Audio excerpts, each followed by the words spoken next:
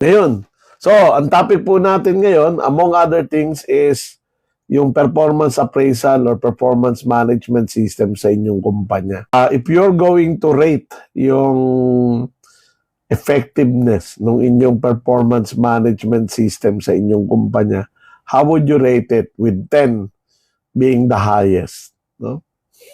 Gaano kataas nyo inire-rate? Gaano ka-effective yung performance management ninyo sa inyong kumpanya? So, siguro, to determine yung answer ninyo, kailangan siguro natin describe what does it mean na successful ang performance management system ng kumpanya.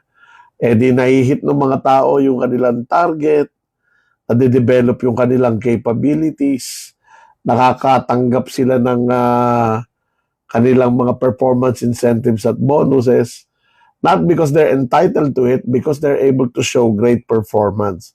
So yung bang performance appraisal system ninyo sa kumpanya ay natutulungan kayo doon sa lahat ng bagay na yun.